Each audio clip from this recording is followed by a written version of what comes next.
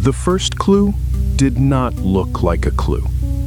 It looked like a bargain bin local commercial for Captain Clark's Ottoman Empire, a furniture warehouse promising that everything must go. The video was short, cheerful, visibly cheap, and just wrong enough to hold attention. Near the end, the picture broke down. A phone number remained on screen. Unlike most numbers used in fictional advertisements, this one could be called. People who treated the spot as a joke heard static or an invitation to leave a message. People who sent a fax received something else, a promotional flyer containing dates, an address, and imagery that pushed the commercial out of advertising and into an alternate reality game.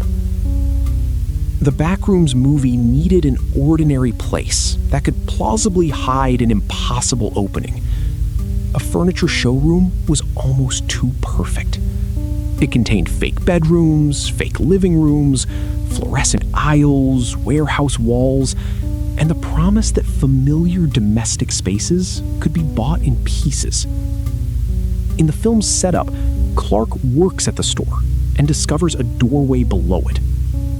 The commercial lets the audience meet that world before the plot begins. It sells couches rather than explaining lore. So the fiction feels as if it existed independently of the movie. When the image suddenly distorts, the horror is not entering from another genre. It is leaking through a piece of media that was already pretending to be old. A clickable website is easy to recognize as a campaign.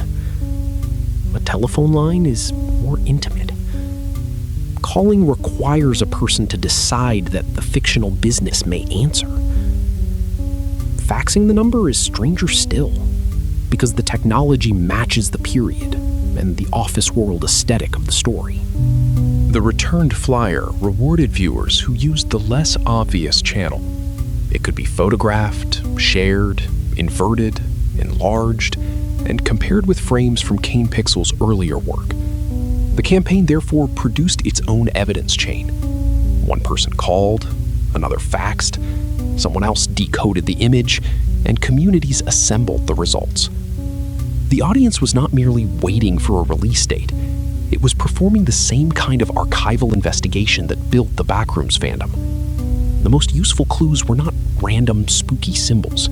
They connected the movie's furniture store to dates and images already present in Parsons' web series. The flyer was dated May 17, 1990, a date associated with a drawing shown during the async rehabilitation material in Damage Control. That link suggested the commercial was not a detached marketing gag.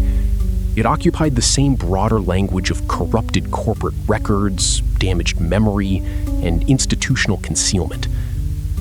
Fans could argue about how literally the feature and the web series shared continuity, but the campaign rewarded knowledge of both. A viewer arriving from the movie saw an eerie flyer. A viewer who knew the videos saw a document apparently filed inside an existing history. The flyer also used a recognizable San Jose area location near Capitol and McKee, and described the store as just off Interstate 680. There was no Captain Clark's Ottoman Empire waiting there. The real geography nonetheless mattered because it gave the fiction an edge. Search results, street imagery, and local knowledge could be folded into the investigation without revealing a conventional film set. The address was specific enough to feel traceable, and incomplete enough to preserve the mystery. Good alternate reality campaigns understand that a clue does not have to end at a locked box.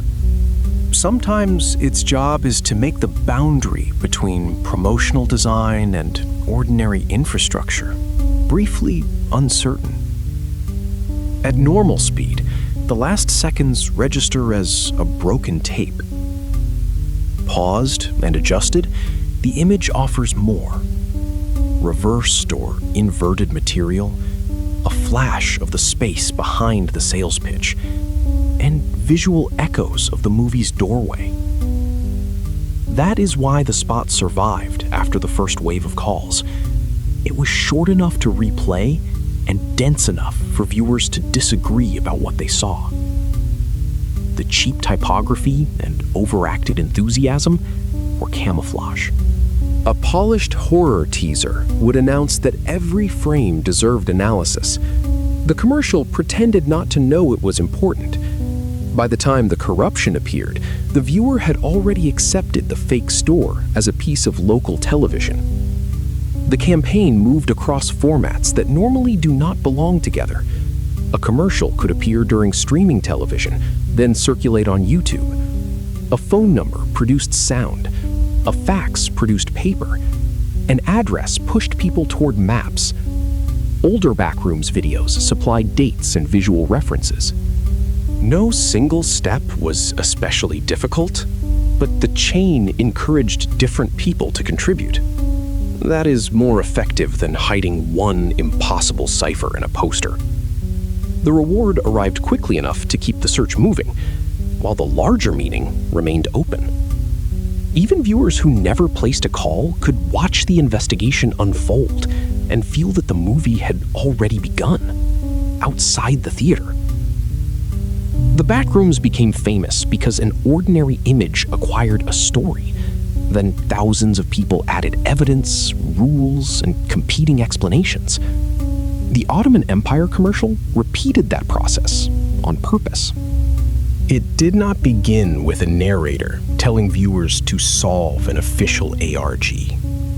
It arrived as an object that looked misplaced. The working number made it testable. The fax made it collectible. The dates made it searchable. The address made it physical.